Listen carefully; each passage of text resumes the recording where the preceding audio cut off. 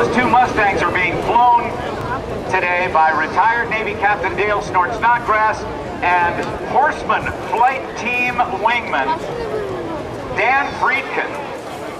And they're on the roll in a formation takeoff. Bob Carlton just getting ready to get out of the jet-powered glider. He's going to shut that down. The canopy's going to come off. And as we launch the Mustangs, ladies and gentlemen, how about a big round of applause for Bob Carlton?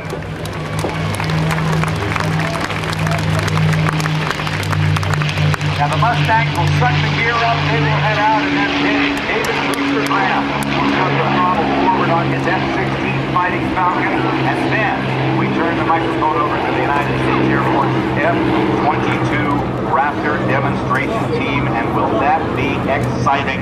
Here on this birthday of the United States Air Force, it was in 1947, 63 years ago today, that the Air Force became a separate service from the United States Army. Airplanes early on, the first airplanes were part of the Signal Corps, then it was the Army Air Corps, then it was the Army Air Force, and September 18, 1947, the Air Force became a separate branch of the military.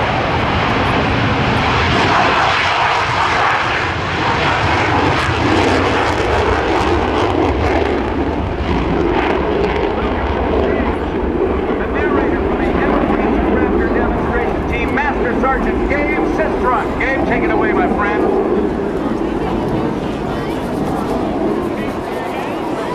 By Major David Graham.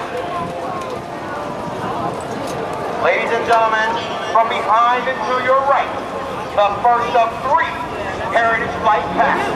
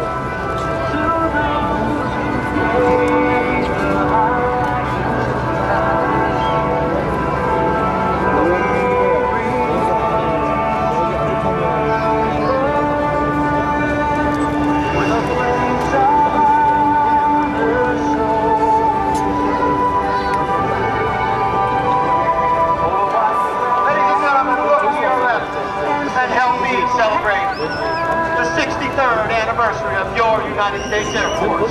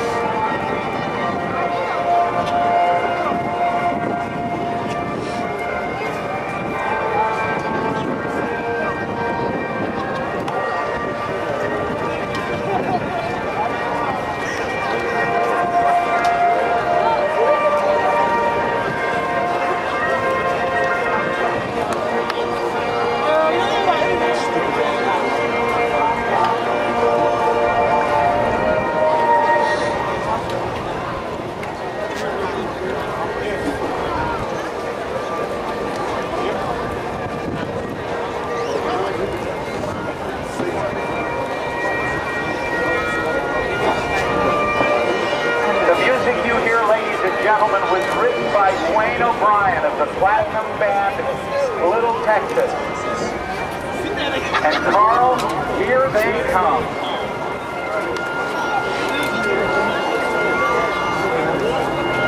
And now, Oceana, turn with me and look high overhead for the third and final pass of your United States Air Force Heritage Flight.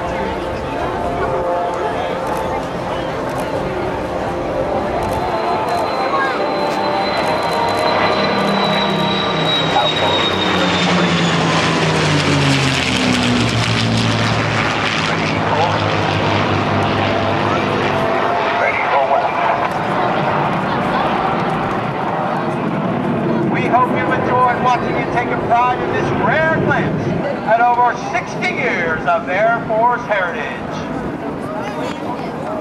Carl Falcone, wonderful. Ladies and gentlemen, how about the United States Air Force's heritage flight on this, the 63rd birthday of your United States Air Force. That song, We Remember, has an interesting history. As I let it play underneath, and as we watch for the Mustangs to come by, with Dale Snodgrass and Dan Friedkin, and David Booster Graham in the F-22 Fighting Falcon. It was about 15 years ago that a guy walked up to us at an air show outside of Nashville, Tennessee, and said, "Hi, my name's Wayne O'Brien, I'm with Little Texas." And we're going, "Huh?" He says, "I wrote this song about the men who served in the Air Force."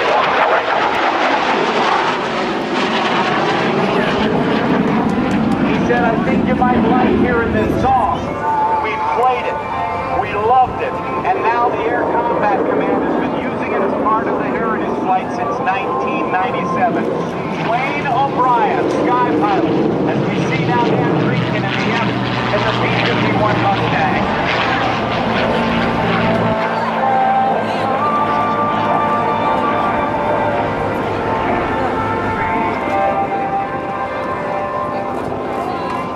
It is the soldier and not the poet who has given us freedom of speech.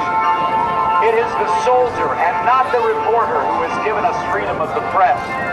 It is the soldier and not the campus organizer who has given us the freedom to demonstrate. And it is the soldier who salutes the flag, who serves beneath the flag, and whose coffin is draped by the flag, who gives the protester the right to burn the flag.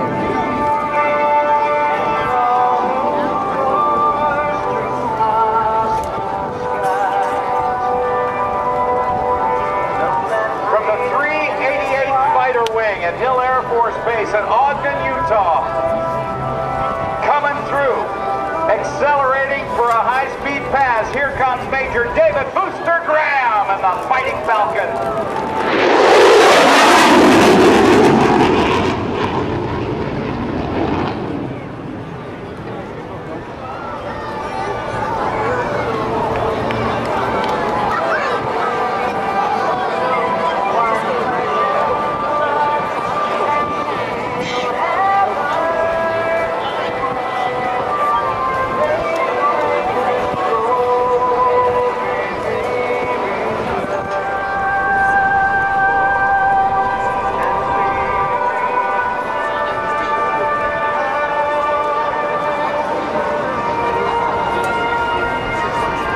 Join with me.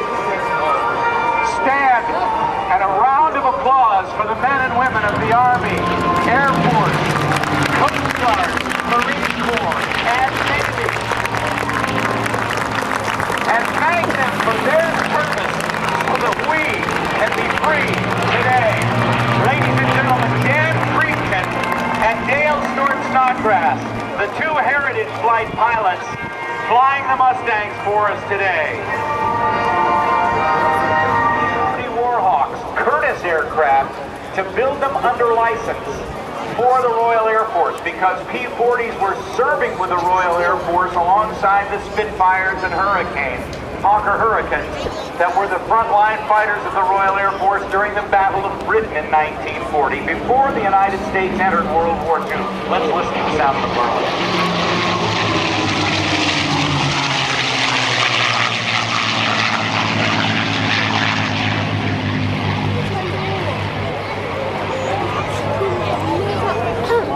Now, building under license meant that North American Aviation was being asked by the Royal Air Force and the British Purchasing Commission to set up a production line to build Curtiss airplanes.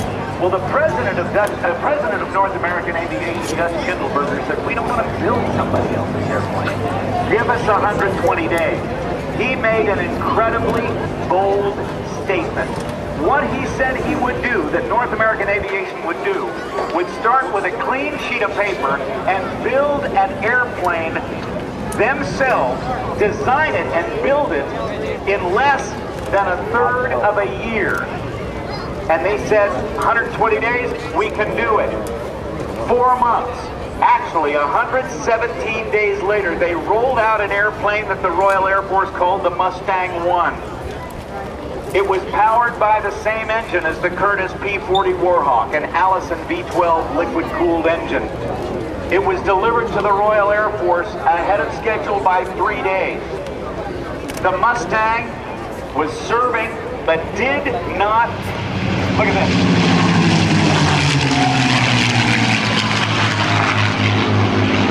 The Mustang did not perform well enough at high altitude, so the Royal Air Force took a couple of Mustangs. They put in a heavier Rolls-Royce Merlin engine, the type of engines that were in the Spitfires and Hurricanes that the Royal Air Force was flying, and the Mustang was born. This, ladies and gentlemen, is the Cadillac of the sky. Over 15,000 Mustangs were produced by North American Aviation, and they were considered by many to be the best fighter in all of World War II. About 160 remain flyable today, and we have 2 of them right here, flown by 2 of the best pilots ever. Dan Friedkin, heritage flight pilot, and also one of the wingmen of the Horseman demonstration team that you will see later on today, and retired Navy Captain Dale Snodgrass, and I believe that's Dale in the lead aircraft just about to touch down right now. Dale Snodgrass retired as a Navy captain in 1999. He was the F-14 Tomcat demonstration pilot for 12 years, and he accrued more hours in the F-14 Tomcat than anybody on the planet. And since the F-14 was retired from service back on September 22nd of 2006, and it took place here, the Tomcat sunset took place here. Got it. The F-14 Tomcat all-time record holder for hours will remain Dale Snort Snodgrass with 4,800 plus hours and about 1,200 traps. Here comes David Booster Graham from Viper West.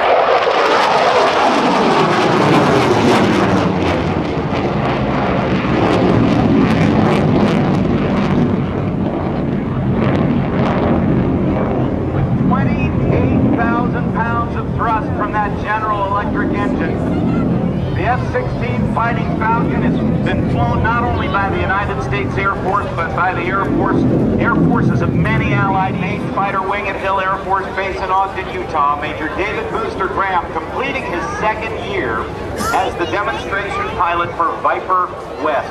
He's going to set it down. Now watch how he lands. This is different than a Navy fighter would land as it plants itself. Watch Booster as he touches down. He'll keep the nose way up, touching down, and he will actually use the fuselage and the wings as aerodynamic brakes, creating a great deal of drag to slow himself down. He's pulling back on that side stick controller, keeping it back, keeping it back, keeping it back, and now, and only now, he'll lift the pressure off the stick and drop the nose wheel to the ground, and you can see the speed brakes on either side of the tail cone, the exhaust of the aircraft spread open to help slow it down some more.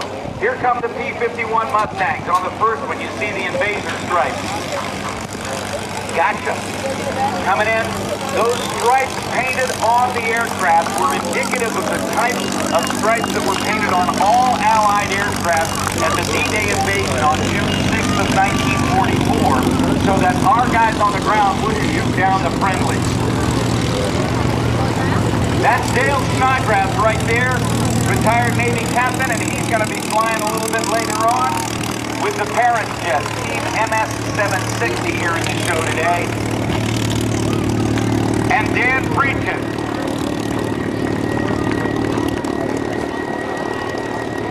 There's Dan Friedkin there. Now look high and to the left. Carrier onboard delivery, Fighting Falcon, a top speed of Mach 2. There are many F-16 fighters that have been retired from U.S. service, what they call the smallmouth, and this has a huge intake on the front, and we're bouncing down the runway. Using a piece of technology that was discovered back in World War II.